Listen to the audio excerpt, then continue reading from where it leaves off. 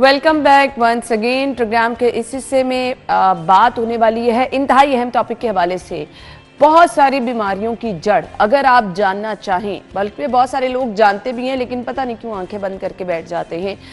अब आप ये समझ लें कि आपकी जिंदगी, लाइफ क्वालिटी का दारोमदार है सिर्फ और सिर्फ इस पे कि आप दिख कैसे रहे हैं, अपने आप को आपने किस तरह से मेंटेन किया है। आपकी लाइफ क्वालिटी मैटर कर रही है, अगर अच्छी है ना, तो वो इन चीज़ों पर उसकी बुनियाद है कि आप मोटापे का शिकार नहीं हैं, आप अच्छा खा रहे हैं, आप पोषण कंट्रोल में खा रहे हैं।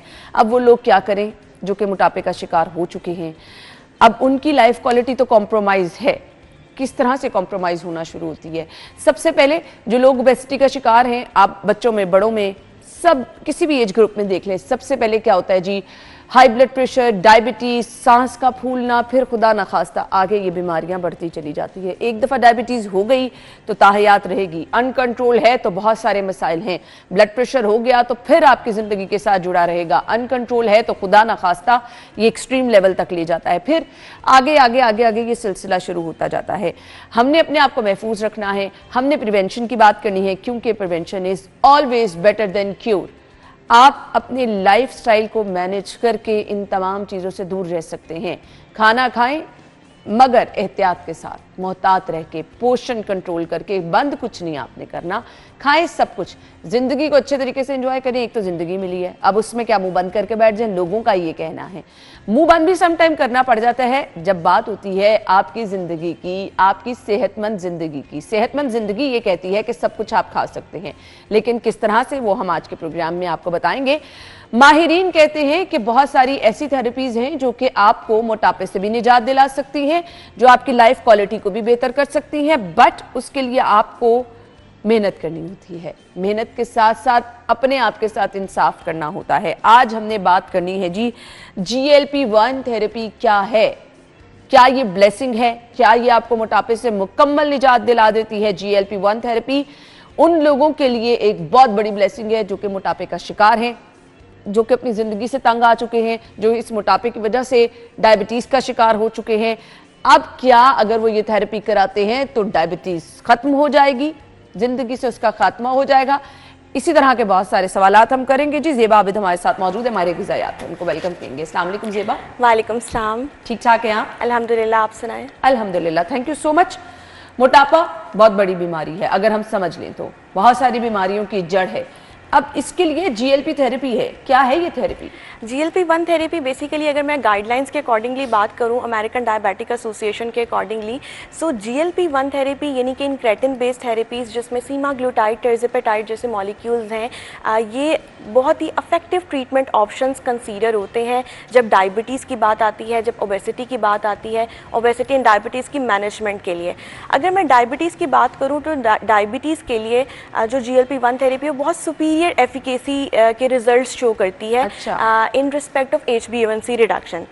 जो हमारा HbA1c है उसको बहुत अच्छे से रिड्यूस करती है 0.6 to 1.1% के अराउंड, और इसके अलावा बहुत ही कम हाइपोग्लाइसीमिया का रिस्क। अगर मैं ओबेसिटी मैनेजमेंट की बात करूं तो ओबेसिटी मैनेजमेंट के अंदर बहुत इम्प्रेसिव वेट रिडक्शन ये थेरेपी हमें दिखाती है, जिसमें अर्जेंट टू डाइट और एक्सरसाइज लास्ट यानी वो जो बहुत ज़्यादा वाला हमारे पास बिफोर और आफ्टर का वो एक आता ना, दोनों की हम अक्सर देखते हैं, बहुत सारे डाइटिशियन ने शेयर की होती हैं वीडियोस, तो इस थेरेपी से वाज़े फ़र्क आ सकता है। एग्जैक्टली, मतलब अकॉर्डिंग टू गाइडलाइंस ये बड़ी आपको इफेक्टिव ट्रीटमेंट ऑप्शंस बताती हैं। अगर मैं ओवरऑल बात करूं तो बड़ी कॉम्प्रिहेंसिव ट्रीटमेंट ऑप्शन है, जो कि ना सिर्फ हमारे ग्लाइसेमिक कंट्रोल को, ना सिर्फ हमारे वेट रिडक्शन को, बल्कि दूसरी बहुत सी कोमॉर्बिडिटीज़ जो हैं उसको भी एड्रेस करता है। क्या है ये थेरेपी और किन लोगों के लिए है? एग्जैक्टली, सो बेसिकली ये डायबिटीज़ के मरीजों के लिए और ओबेसिटी के मरीज जिनको बहुत सी कॉमॉर्बिडिटीज़ हैं, ये उनके लिए है। अच्छा, इसके अंदर क्या है कि ये दूसरे बहुत से बेनिफिट्स दे रही होती है, यानी कि इसकी मल्टीफेसेटेड अप्रोच है, यानी कि ये कार्डियोवैस्कुलर इंप्रूवमेंट्स भी आपको दिखाती है, हेपेटिक बेनिफिट्स भी है, जैसे कि मेटाबॉलिक डिसफंक्शन एसोसिएटेड स्टीटोटिक हेपेटाइटिस आपने सुना है, liver diseases, fatty liver diseases, तो उनके अंदर इसके बहुत से बेनिफिट्स हैं। इसके अलावा रीनल बेनिफिट्स भी बहुत से प्रोवाइड करती है। और अगर मैं इमर्जिंग थेरेपीज़ की बात करूँ तो इमर्जिंग जो इसके आजकल जो ऑनगोइंग स्टडीज़ और रिसर्चेज हैं, एविडेंसेस हैं, वो हमारी न्यूरोसाइकेट्री बेनिफिट्स जो है उसकी तरफ है, जिसमें अल्जाइमर रिस्क, डायमेंशिया, पार्किंसंस डिजीज, इसका रिस्क भी कम है। तो इस तरह की स्टडीज़ भी ऑनगोइंग है। यानी अगर वेट है आपका 85, GLP-1 थेरेपी का आप कर लेते हैं इंतखाब, तो आपको किसी एक्सरसाइज की ज़रूरत नहीं, किसी वॉक की ज़रूरत नहीं, किसी आपको हम अक्सर कहते हैं कि जी फलां चीज़ है जो कि आपको डाइट कंट्रोल के साथ करनी है। नो एक्सरसाइज, नो वॉक, आपका वेट कम हो जाएगा हैरान कुन तौर पे। अच्छा, इसके अंदर एक इम्पॉर्टेंट चीज़ अना ये है कि बेसिकली हम GLP-1 जो है वो आप हेल्थ केयर फिजिशियन के प्रॉपर मशवरे से और रिकमेंडेशन के से ही हम जो है वो देख रहे होते हैं, जिसमें जो आपका कंसल्टेंट है वो प्रॉपर पेशेंट की नीड के अकॉर्डिंगली ही उसको रिकमेंड करता है। अगर रिकमेंड हो जाती है तो उसके बाद आपने इसको डाइट और फिजिकल एक्टिविटी के साथ बड़े अच्छे तरीके से मैनेज करना होता है। ये बात नहीं है, ये माइंडसेट लोगों ने बनाया हुआ है कि कोई फिजिकल एक्टिविटी नहीं है, डाइट जो है वो नहीं है। पाकिस्तान में लोग इन इंजेक्टेबल्स को शॉर्टकट ले रहे हैं। बट ज़ेबा मुझे सिर्फ ये बता दे, जब आपने ये थेरेपी की तो इस थेरेपी के दौरान मतलब बहुत सारे लोग हैं ना फिजिकल एक्टिविटीज कर रहे हैं, वॉक कर रहे हैं, एक्सरसाइज कर रहे हैं, वेट स्टक हो जाता है। इस थेरेपी से 100% वेट तो कम हो जाएगा, लेकिन बाद वाली लाइफ में आपको उसको मेंटेन करना है ना। एग्जैक्टली हम इसको मैनेज कर सकते हैं, लेकिन ये भी पेशेंट टू पेशेंट वेरी करता है। लाइक लोग जो है वो फिजिकल एक्टिविटी की तरफ नहीं आते। तो अगर तो मैं गाइडलाइंस के अकॉर्डिंगली, एविडेंसेस के अकॉर्डिंगली बात करूं तो आपको 30 मिनट्स जो है वो हर रोज़ कोई ना कोई वॉक या फिर कोई एक्सरसाइज लाजमी करनी है, एरोबिक 5 डेज तो लाजमी है। लेकिन मैं ये रिकमेंड करूँगी कि आप हर रोज़ जो है वो 30 मिनट की हल्की वर्जिश लाजमी करें। और जो स्ट्रेंथ ट्रेनिंग एक्सरसाइजेस के ऊपर है वो जैसे कि लूज डंबल्स हैं और बाकी चीजें हैं वो भी साथ बाय साइड। GLP-1 थेरेपी जो है ये आपका वेट कितना कम कर देती है? लेट्स सपोज एक बंदा 85 का है और वो वेट रिड्यूस होके कहाँ पर आ सकता है? ये बेसिकली पेशेंट की जैसे मैं बार बार बात कर रही हूँ कि जनरल से आप बता दें व्यू कि इतना कम हो सकता है। हाँ, बेसिकली ये आपका 0.6 से 1.1% है, 0.7-0.5% है। हर मंथ के अकॉर्डिंगली, परसेंटेजेस के अकॉर्डिंगली बड़ा एक अच्छा आपको रिजल्ट देता है और केजीज आपके बड़े significant weight, impressive weight reduction जो है वो नजर आती है। Is there any side effect? नुकसान का बाइस हो सकती है? या बेसिकली ये जो है वो आम इंजेक्टेबल्स नहीं है, आम दवाइयाँ नहीं है। तो इसके साथ क्योंकि जैसे हर ड्रग्स के साथ साइड इफेक्ट्स एसोसिएटेड हैं, जब इसके ऊपर पेशेंट आता है तो इनिशियल फेजेस में आपको साइड इफेक्ट्स जो है वो आते हैं। सो इसके साथ जो साइड इफेक्ट्स हैं वो पर्टिकुलरली नोजिया, वॉमिटिंग, डायरिया बहुत कॉमन है। तो ये आपको आएंगे। अच्छा, इसमें पेशेंट क्या करता है, जब इनिशियल फेज में साइड इफेक्ट्स आते हैं तो वो विदड्रॉ कर लेता है, पीछे चला जाता है, थेरेपी छोड़ देता है, यानी कि इंक्रेटिन बेस्ड थेरेपी से पीछे चला जाता है। इसमें पेशेंट का नुकसान ये है कि वेट रीगेन के चांसेस ज़्यादा है। जो उसने लूज किया होता है वो फिर इसके लिए आ जाता है ना आपको टोटली अपना लाइफस्टाइल चेंज करना है। एग्जैक्टली। तो लाइफस्टाइल चेंज करने में हमारी ग़िज़ा का रोल होता है। एग्जैक्टली, ग़िज़ा का रोल है। अच्छा, साइड इफ़ेक्ट्स को भी आप ग़िज़ा से इनकाउंटर कर सकते हैं, यानी कि नोज़िया, वॉमिटिंग, इस तरह के जो सिम्टम्स हैं उसको आप डाइट के अंदर इस तरह के फूड्स को एलिमिनेट करें और ऐसे फूड्स को ऐड करें ताकि आपकी डाइट इतनी अच्छे तरीके से मैनेज हो कि आपके वो साइड इफ़ेक्ट्स भी इनकाउंटर हो जाए और आप जो इनिशियल फेज से जब आप दूसरे फेज में जाएंगे ड्रग के तो आप बहुत अच्छे से उसको मैनेज कर सकते हैं। इसके अलावा डाइट की जैसे आपने खाना क्या है हमने इस थेरेपी के बाद? Exactly, this is very important जब GLP-1 थेरेपी और इंक्रेटिन बेस्ड थेरेपी की बात आती है। अच्छा, इसके अंदर बीइंग अ न्यूट्रिशनिस्ट मैं अगर आपको बताऊं तो सबसे पहले जो फॉरमोस्ट थिंग आती है वो हमारे पास कैलोरी काउंट आता है। यानी कि जब हमारे पास ऐसे पेशेंट्स आते हैं तो हम कैलोरी काउंट कर रहे होते हैं, कैलोरी स्ट्रैटेजी की तरफ मूव कर रहे होते हैं। इसमें सबसे पहले हमने ये देखना होता है कि हम कितनी कैलोरीज पेशेंट को दें। ABCD फ्रेमवर्क है जिसमें anthropometric measurements, biochemical, clinical assessment और डाइटरी असेसमेंट होती है पेशेंट की। उसके बाद जब सारी असेसमेंट हो जाती है, पेशेंट हिस्ट्री के बाद हम देखते हैं कि पेशेंट को कितनी कैलोरीज रिकमेंडेड है। जो पेशेंट GLP-1 थेरेपी के ऊपर है, यानी कि इंक्रेटिन बेस्ड थेरेपी के ऊपर है, उन पेशेंट के लिए according to evidences moderate hypocaloric diet recommended है। लोग एक्सट्रीम कैलोरिक डेफिसिट पे चले जाते हैं। No, this is very bad. So इसके अंदर आपको मॉडरेट हाइपोकैलोरिक डाइट की तरफ जाना है, यानी कि ये इस तरह का है कि जितना भी पेशेंट का टोटल एनर्जी एक्सपेंडिचर है उसमें कोई 500 to 750 किलो कैल्स जो है वो डेफिसिट डिडक्ट हो जाते हैं एंड देन पेशेंट को कैलोरी जो है वो रिकमेंड होती है। सो प्रॉपर एक चार्ट, डाइट चार्ट बना दिया जाता है। एग्जैक्टली। अब डाइट चार्ट किसके ऊपर बेस करता है, मैं थोड़ा सा इसको डिफाइन कर दूं। वो इस तरीके से कि जब हम कैलोरी काउंट कर लेते हैं, the second step which is very important is about the AMDR recommendation which is a acceptable macronutrient distribution range. इसके अकॉर्डिंगली हम पेशेंट को जो है वो डिफरेंट परसेंटेज के अकॉर्डिंगली मैक्रोन्यूट्रिएंट डिस्ट्रीब्यूट कर रहे होते हैं, क्योंकि हमने अब डाइट प्लान पे शिफ्ट करना है, डाइट प्लान पे आना है। उसके लिए हमने जो मैक्रोन्यूट्रिएंट है, major nutrients, carbohydrate, proteins and fats, उसकी डिस्ट्रीब्यूशन करनी है कि पेशेंट अगर तो इस थेरेपी पे है तो कितने कितने परसेंटेज कार्ब्स जाएं पूरे दिन में, कितने percentage proteins and then fats. और यहाँ पर जो चीज़ें हमें ज़ेबा बता रही है ना, आपके न्यूट्रिशन जो है वो मैटर जहाँ पे करती है, न्यूट्रिशनिस्ट का रोल भी बहुत मैटर करता है। उसके बगैर ये चीज़ें जो है ना, ये आप नहीं कर सकते, क्योंकि लिखी पड़ी चीज़ें हैं, ये आपको एक्सपर्ट ही कोई बता सकता है। वापस भी वेट गेन हो जाता है अगर आप अपना लाइफस्टाइल मॉडिफाई ना रखें, खाना पीना बहुत ज़्यादा शुरू कर दें। यस अच्छा, इसमें है ना एक बड़ी इंटरेस्टिंग चीज़ भी है और एक अफसोस वाली चीज़ भी है पीपल साइकोलॉजी की। Basically people psychology is very different. आप यकीन करें कि from my clinical experience patient think कि इंजेक्टेबल लग रहा है या इंजेक्शन है तो डाइट की क्या ज़रूरत है, या ये भी देखने को मिलता है कि जितना कम खाऊंगी उतना ज़्यादा वेट गिरेगा। लोगों को फियर है कि अगर हम इस थेरेपी, इन इंक्रेटिन बेस्ड थेरेपी, सीमाग्लूटाइड या टिर्ज़पेटाइड के साथ खाना खाएंगे तो हमारा वेट रीगेन होगा।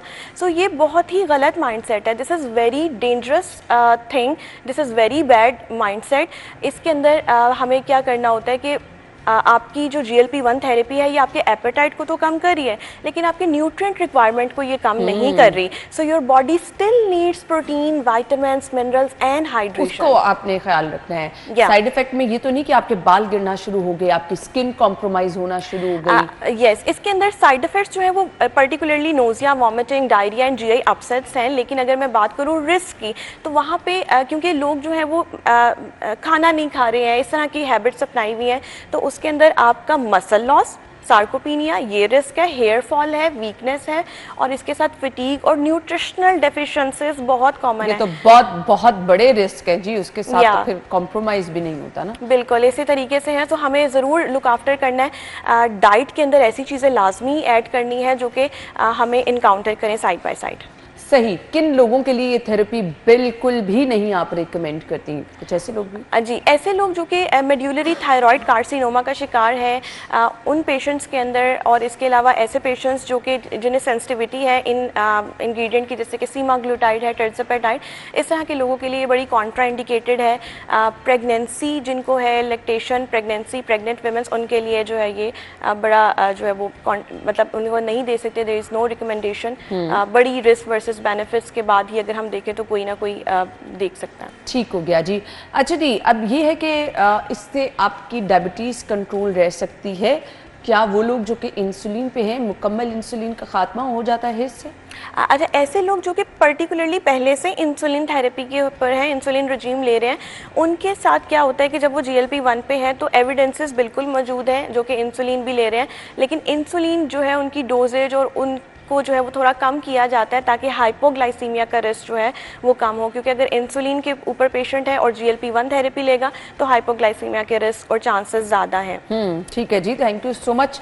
तमाम चीज़ें डिपेंड करती हैं आपके लाइफस्टाइल पे। न्यूट्रिशन में कुछ चीज़ें बड़ी इंपॉर्टेंट हैं, जैसे कि मैं अगर आपको बताऊं तो जैसे मैं बात करी थी AMDR रिकमेंडेशन की, तो वहाँ पे for those patients who are on GLP-1 therapy या इंक्रेटिन बेस्ड थेरेपी, उनके लिए कार्बोहाइड्रेट सबसे पहले जो न्यूट्रिशन देखा जाता है वो प्रोटीन पोर्शन देखा जाता है, जिसकी रिकमेंडेशन 25 to 35% है। यानी कि कम से कम अपने डाइट में 25% प्रोटीन रखना है और ज़्यादा से ज़्यादा 35%। The next thing which is very important is about the carbohydrate portion. लोग क्या करते हैं ना कि कार्ब्स का पोर्शन ही निकाल देते हैं, पूरा दिन बस प्रोटीन, कोई रोटी चावल नहीं खाने, कुछ भी नहीं, और ये आपके लिए नुकसानदेह है। सो कार्ब्स का पोर्शन एविडेंसेस के अकॉर्डिंगली ज़रूर रिकमेंडेड है और वो आपका 40 to 50% है। ऐसा पेशेंट जो नॉर्मल एडल्ट हैं उनसे कम पोर्शन रखा हुआ है लेकिन कार्ब्स का पोर्शन है, और इसके अलावा फैट्स 20 to 30% रिकमेंडेड है। यानी ये तमाम चीज़ें आप एक फॉलो तो कर सकते हैं लेकिन खुद से आप ये चीज़ें डिज़ाइन नहीं कर सकते हैं। अगर आप ये थेरेपी करा रहे हैं तो आपको बहुत ज़्यादा ज़रूरत है कि आप किसी माहिर के पास जाएं। उसके साथ साथ आपकी न्यूट्रिशनिस्ट का रोल भी बहुत ज़्यादा अहम होता है। थैंक यू सो मच जी, आपके वक्त का बहुत बहुत शुक्रिया। हम ब्रेक के बाद आपको ज्वाइन करते हैं। Stay with us.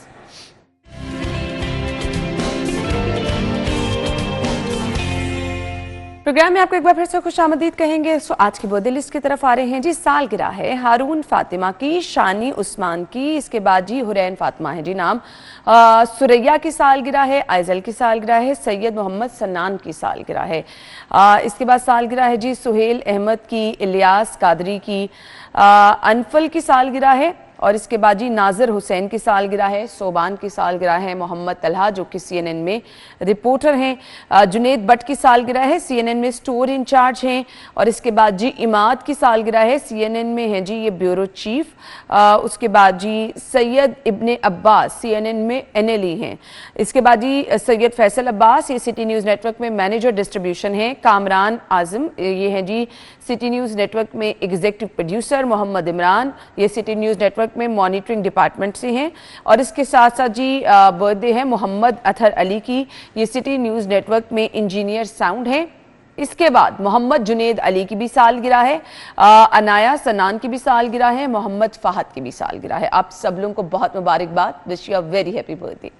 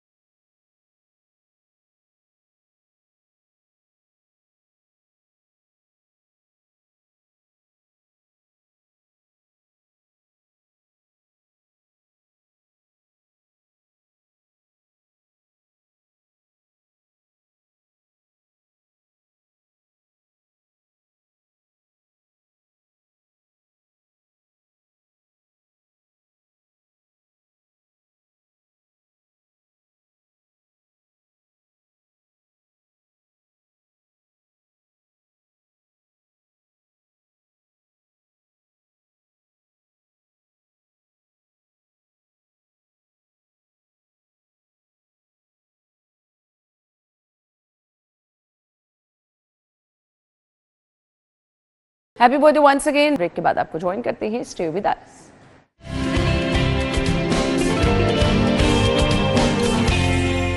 Welcome back once again. So मेरे लिए एक बड़ी नई चीज़ है, और मार्शल आर्ट से हम सभी लोग वाकिफ़ है, लेकिन मार्शल आर्ट की ऐसी शक्ल मैंने पहले कभी नहीं देखी, और एक नई फॉर्म जो कि इंडोनेशिया, मलेशिया, सिंगापुर समेत 70 ममालिक में इस वक्त एक स्पोर्ट्स की सूरत में खेली जा रही है। मुख्तलिफ भी है, ज़बरदस्त भी है, पंचक सिल्क के नाम से। अब मार्शल आर्ट की डिफरेंट फॉर्म्स तो हम सभी लोग जानते हैं, लेकिन इस फॉर्म में कुछ एक नई चीज़ है। वो नई चीज़ अक्सर हम डांस शांस में देख लेते हैं, बट वो मार्शल आर्ट की फॉर्म में किस तरह से सामने आती है। जी हमारे पाकिस्तान में भी जो है वो ये किस्म मार्शल आर्ट की जो है वो खेली जा रही है। सो अपने मेहमान को खुशामदीद कहेंगे, और इस मेरे लिए तो बड़ी नई चीज़ है जी, उससे आपको मुतारिफ भी कराएंगे। मोहम्मद वक्कार साहब ने हमें ज्वाइन किया है, मार्शल आर्टिस्ट हैं। अस्सलाम वालेकुम। वालेकुम सलाम। क्या हाल चाल है आपके? अल्हम्दुलिल्लाह जी। आपने इस गेम में ये कप जीता? जी अल्हम्दुलिल्लाह इस गेम में ही कप जीता है। माशाल्लाह जी। थोड़ा सा कप भी दिखा दें जरा गुलजार साहब, इतना बड़ा कप जीत के आए हैं। मुश्किल है ये पंचक सिल्क? मुश्किल तो कोई चीज़ नहीं होती, इंसान सीखने वाला हो, करने वाला हो तो हर काम आसान हो जाता है। तो ये गेम इतनी मुश्किल नहीं है, और लेकिन ये है कि डिफरेंट ज़रूर है। डिफरेंट। आपको कहाँ से आइडिया आया? ये मेरे उस्ताद हैं राना अब्दुल मजीद साहब। वैसे तो मैं मार्शल आर्ट्स करता था पहले, लेकिन जब इन्होंने मुलाकात हुई, इन्होंने बताया, तो हम लोगों ने पार्टिसिपेट किया, इन्होंने एक इवेंट करवाया, उसमें पार्टिसिपेट किया, तो मुझे तो बहुत पसंद है क्योंकि ये इंडोनेशिया की इस्लामी ममालिक की गेम है ना।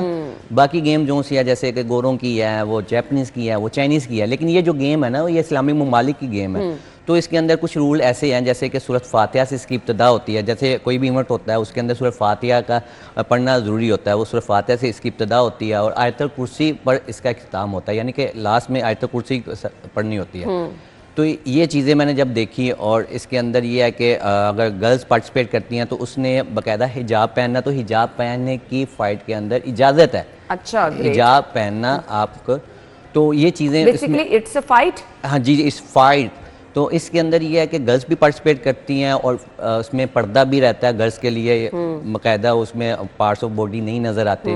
तो इस लिहाज तो से ये आपका जो अभी गेटअप है जरा इसको एक्सप्लेन कर देंगे, स्पेसिफिकली इस गेम का गेटअप है? जी जी। और ये अगर मैं अभी आप स्टैंड अप होकर जरा पूरा हमें गेटअप अपना एक्सप्लेन कर दें।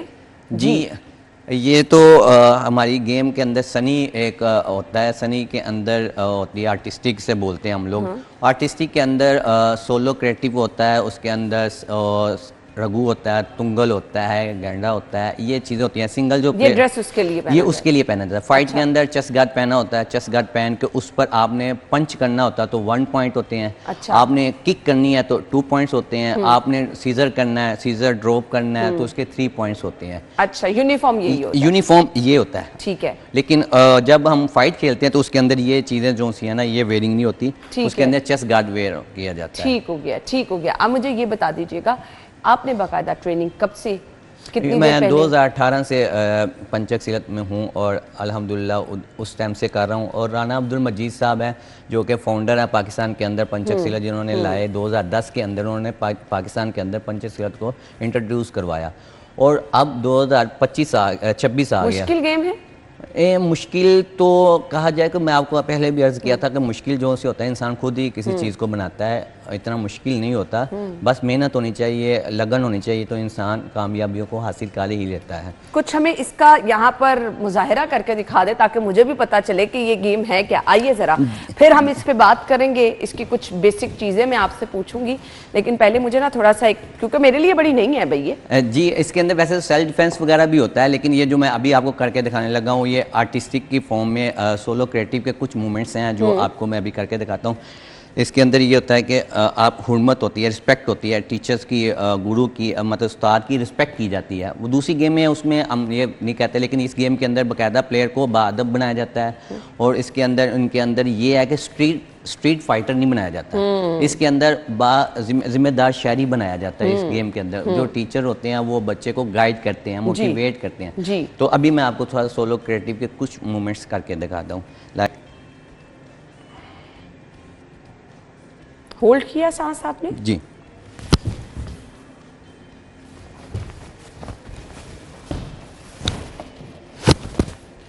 थोड़ा सा पीछे आ जाएं आप।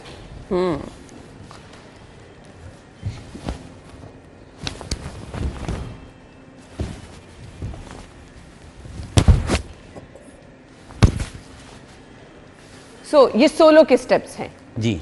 अच्छा, तो ये कितनी देर में और इसकी परफेक्शन कैसे आती है? इसके अंदर बाकायदा इसकी परफेक्शन होती है, जजेस वगैरह बैठे होते हैं, बाकायदा रेफरीज होते हैं और इसके अंदर पॉइंट्स होते हैं। 3 मिनट्स के अंदर आपने इसको परफॉर्म करना होता है। इसके अंदर वेपन्स भी होते हैं। अच्छा जी, सेफ वेपन्स? सेफ वेपन्स होते हैं। सही। और जो कि आप उसको यूज़ करते हैं। लेकिन ये मैं आपको अर्ज कर रहा था, इसमें यही है कि आप लोगों ने इसको सीखना है, तो ये पाकिस्तान के अंदर मौजूद है और अल्हम्दुलिल्लाह। अच्छा, एक इसकी डिफरेंट टाइप थी, उसमें मैं थोड़ा सा डांस भी ऐड देख रही थी, वो कौन सी जिसमें आप राउंड भी कर रहे थे? कुछ आपकी वीडियोस में? जी, वो तो बाकायदा इवेंट के अंदर बाकायदा उसकी परफॉर्मेंस थी, वही चीज़ थी जिसके अंदर सोलो क्रिएटिव से बोला जाता है। फिर इसी के अंदर आर्टिस्टिक था। हाँ। जी, उसी के अंदर तुंगल होता है और उसी के अंदर वो वाला मुजाहिरा भी हमें करके दिखाएंगे। वो साउंड के साथ होता है, वेपन के साथ होता है। वो आपको फिर मैं अभी स्पेस भी आपकी उतनी है जिसके अंदर मैं आपको मुकम्मल परफॉर्म नहीं करके दिखा सकता नीचे, वो ये चीज़ें हैं। तो इस लिहाज से फिर अभी वो जो मैंने किया लाइक उससे थोड़ा से पार्ट्स में। आपकी एक्सपर्टीज किस में है? मेरी इसी आर्टिस्टिक के अंदर। आर्टिस्टिक के अंदर है। ये कुछ बुनियादी चीजें आपने बताई हैं, इसको आप क्या रूटीन में ये प्रैक्टिस करते रहते हैं फिर इसमें परफेक्शन? जी जी बिल्कुल बिल्कुल, रूटीन में इसमें प्रैक्टिस करते सेल्फ रहते हैं। डिफेंस के हवाले से अगर मैं कुछ आपसे पूछना जी, चाहूँ जी। तो जरा वो बताएं, वो किस तरह की चीजें हैं जो कि हम सब सीख सकते हैं, सीखनी चाहिए? जी देखें, सेल्फ डिफेंस तो वैसे हमारे माशरे में अभी फिल वक्त तो ज़रूरी है, और ख़ास तौर पर लड़कियों के लिए बहुत ज़्यादा ज़रूरी है, क्योंकि इंसान को अपना प्रोटेक्ट करना आना चाहिए। जी, आनी चाहिए। लाइक इसके अंदर कुछ ऐसे आपके पास होते हैं, मतलब ट्रिक्स होते हैं जिसको आप यूटिलाइज करते कुछ हैं। चीज़ें हमें बता दें। लाइक आपने अगर किसी के साथ कोई फाइट में आपके सामने आ गया है जो आपको तंग कर रहा है, हम तो कोशिश करते हैं कि हम किसी को ना ही कुछ कहें, क्योंकि जी, जी, ये होता जी। है कि वो बंदा हमारे मुकाबले का नहीं होता है, और हमें इसे पता भी होता है कि इसको कितनी चोट लगेगी। लाइक इस तरह के मूवमेंट्स होते हैं, लेकिन हम लोग क्या करते हैं, उसको कोशिश करते हैं चोट भी ना लगे, डिफेंस भी हो जाए, चोट भी ना लगे। लाइक वो अगर जिस तरह का अटैक करता है, लाइक वो पंच करता है, तो हम अपने हाथ से ब्लॉक करके उसको नीचे से हल्का सा नीचे लगा के गिरा देते ठीक होते है। हैं। कुछ वो अपनी फोर्स जो लगा रहा है उसकी फोर्स को हम दूसरी तरफ जानिब कर देते हैं। लाइक कोई पंच कर रहा है तो हम इस तरफ हो जाएंगे, उसको उस तरफ भेज देंगे। अच्छा, इस तरह हम देखते हैं किस तरह का अटैक है, उसके अकॉर्डिंग ही हम लोग आप जरा डिफेंस उधर आ करते जाए। हैं। मैं आपसे ये पूछूंगी कि इसके लिए आपको कितना मेंटली अपडेट रहना पड़ता है, फिजिकली अपनी डाइट का कितना ख्याल रखना पड़ता है? हाँ बिल्कुल, कोई भी चीज़ है उसमें दिमाग का तो बहुत ज़्यादा अमल दखल है, तो इसके लिए हमें पहले मेंटली तौर पर तो हमें इसके लिए तैयारी करनी पड़ती है। और दूसरा यह है कि ट्रेनिंग के लिहाज से हमें मॉर्निंग वॉक वगैरह करनी पड़ती है, जॉगिंग करनी पड़ती है, फिर उसके बाद फिटनेस के लिहाज से हमें फिर ट्रेनिंग करनी पड़ती है, फिर जाके इंसान जो एथलीट है अपनी फील्ड के अंदर सही चलता है। ट्रेनिंग वगैरह कितने टाइम के लिए करते हैं? रूटीन में करते हैं? रूटीन में भी होती है, और इसके अलावा जब होता है ऐसे कहते हैं रूटीन के अलावा जब कैंप लगते हैं, कैंप के अंदर फिर वो एक्स्ट्रा ट्रेनिंग करनी पड़ती है, तो उसके लिए फिर एक्स्ट्रा तैयारी अभी करनी पड़ती पाकिस्तान में खास तौर पर इस गेम के हवाले से टैलेंट है? है। जी बहुत टैलेंट है, और इसके अंदर काफ़ी अब तो ये फैल चुका हुआ है। ये तो आपको बता रहा हूँ, सिंध के अंदर आपने जो सी हुई है गेम, उसके अंदर बाकायदा एग्जीबिशन के तौर पर इसने पार्टिसिपेट किया है, उसमें काफ़ी एथलीट्स ने अच्छा, इस पार्टिसिपेट किया गेम है। में कौन सी ऐसी गलतियां होती हैं जो आपको गेम से ही आउट कर देती हैं? इसमें जो होता है जैसे कि फाइट के अंदर फेस पर अटैक करना अलाउ नहीं है, डैमेज करना नहीं होता प्लेयर को। इसमें टेक्निकल फाइट्स होती है, इसके अंदर ये है कि आपने अगले से पॉइंट लेने हैं, डैमेज नहीं करना। पॉइंट मिलते किस तरह से हैं? पॉइंट इसी तरह मिलते हैं, आपको पॉइंट एरिया बताया जाता है। चेस्ट गार्ड होता है, उस पर आपने, मैं आपको बताया था कि चेस्ट गार्ड पे आपने किक करनी है तो आपको 2 पॉइंट्स है, पंच करना है तो 1 पॉइंट है, तो सीजर करना है तो 3 पॉइंट्स है, तो ये पॉइंट्स ऐड होते जाएंगे। तो ये तो इसका अगर कोई गलतियां करती हैं तो पॉइंट माइनस होना शुरू। अनडिटेक्टेबल होती हैं। अच्छा, तो वो मुझे ये बता दें कि गलतियां ऐसी क्या होती हैं? गलतियां जैसे जिसके फेस पर अटैक कर देना, उस जगह पे अटैक कर देना जिस जगह पे अलाउ नहीं है, और प्लेयर को डैमेज करने के लिहाज से कर देना, तो वो जो है ना वो डिस्क्वालीफाई भी किया जाता है उसके लिहाज से। ठीक, तो मैं इसमें शुक्रिया अदा भी करना चाहूँगा, एक तो आप लोगों का जिन्होंने मुझे इनवाइट किया, और सिटी 42 का, और इसके साथ साथ मैं राना अब्दुल मजीद साहब जो कि पाकिस्तान के प्रेसिडेंट हैं फेडरेशन के, जिन्होंने बहुत ज़्यादा मेहनत की है, अनथक मेहनत है उनकी, कि 2010 से वो चलते आ रहे हैं। रास्ते में आपको पता है कितनी मुश्किलात का सामना भी करना पड़ा, कुछ लोगों ने डिसाइड भी किया बच्चे होगा। जो मार्शल आर्ट में आना चाह रहे हैं, जी, जी, उनको जी। क्या मैसेज देना चाहेंगे? इस फील्ड में आना चाहिए उनको? मैं तो कहूँगा कि इस फील्ड में आना चाहिए, क्योंकि ये जो सी है ना, एक तो बच्चों को उनके गोल सेट हो जाते हैं, उनकी एक सोचने की एक्टिविटी है ना? जी हेल्थी एक्टिविटी है, इसमें बच्चे खुश भी होते हैं, और दूसरा ये है कि उनकी फिजिक अच्छी हो जाती है। वो फिर सोचते भी यही है कि आज मैंने ये किक किया तो नेक्स्ट हमने इसको दूसरी किक को सीखना है, तो लाइक उसका शॉर्ट गोल्स भी बनते हैं, लॉन्ग गोल्स भी बनते हैं। बिल्कुल ऐसे तो ही बच्चे है। के वो एक बैड गैदरिंग जो दूसरी तरफ जाते हैं, आजकल तो जो हम माहौल देख रहे हैं, वो माहौल से बचा जाता है, बच्चा बिल्कुल सेफ बिल्कुल रहता है। ऐसे ही है जी। मोहम्मद वकार साहब, आपका बहुत बहुत शुक्रिया। एक बहुत पॉजिटिव मैसेज आपके थ्रू हमने उन नौजवानों तक पहुंचाया है। देखिए, आपको स्पोर्ट्स एक्टिविटीज़ जो है ना वो बहुत कुछ सिखाती हैं, आपकी लाइफ डिसिप्लिन में आ जाती है। आप हेल्दी रहते हैं, एक्टिव रहते हैं। जाहिर बात है स्पोर्ट्समैन को आप देखें ना तो मोटापे का शिकार होगा, आपको हेल्दी भी नजर आ रहा होगा, आपको एक्टिव भी नजर आ रहा होगा, लाइफस्टाइल उसका बहुत जबरदस्त होगा, वक्त की पाबंदी वो करता होगा, क्योंकि आपने अपनी चीजों को जब सेट करना होता है ना तो आप फिर हर चीज को फॉलो कर रहे होते हैं, तभी आप एक अच्छे स्पोर्ट्समैन बनते हैं। तो आपकी जिंदगी में एक नज्मो जब्त आ जाता है जब आप किसी इस तरह की गेम की तरफ जाते हैं। आप हेल्दी हो जाते हैं, आप एक्टिव एंड यस स्ट्रॉन्ग, आपके अंदर डिसीजन लेने की पावर बड़ी स्ट्रांग हो जाती है। गेमें आपको ये सिखाती है ना कि सामने वाला जब अटैक करेगा तो क्या करना है। आपकी पर्सनैलिटी में ठहराव आ जाता है, पेशेंस आ जाता है, जिसे हम बर्दाश्त कहते हैं, यानी आप एक मुकम्मल और अच्छे इंसान बन जाते हैं। तो ज़रूर अपने बच्चों को इस तरफ लेकर आएँ। उनकी सेहत के साथ साथ उनकी पर्सनालिटी ग्रूमिंग में भी इन गेम्स का बहुत ज़बरदस्त किरदार होता है। जी thank you so much, good luck जी, आपके टाइम का बहुत बहुत शुक्रिया। हम ब्रेक के बाद आते हैं।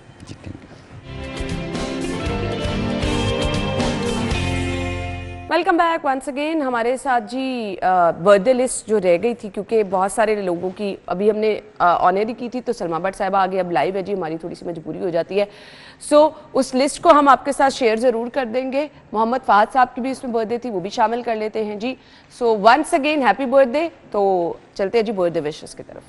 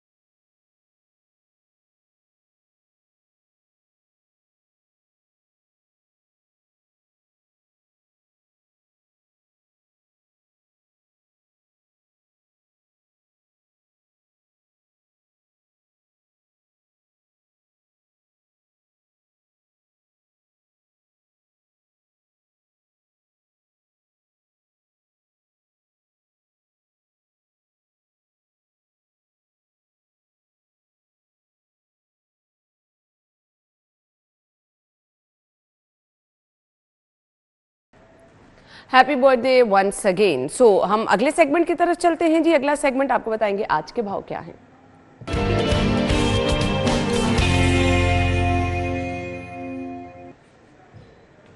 हम चलेंगे, हमारी रिपोर्टर अफशा बाहर मौजूद है, उनकी तरफ। Over to you.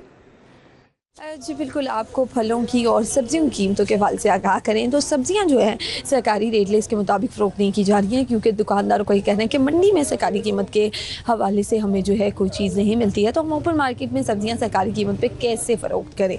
तो कीमतों के हवाले से अगर बात कर लीजिए तो प्याज की सरकारी कीमत 50 है, लेकिन ये 100 में फ़रोख्त किया जा रहा है। टमाटर की सरकारी कीमत 70 है, लेकिन ये 120, और लहसुन देसी की सरकारी कीमत 160 है, लेकिन ये 180 रुपये में फ़रोख्त किया जा रहा है।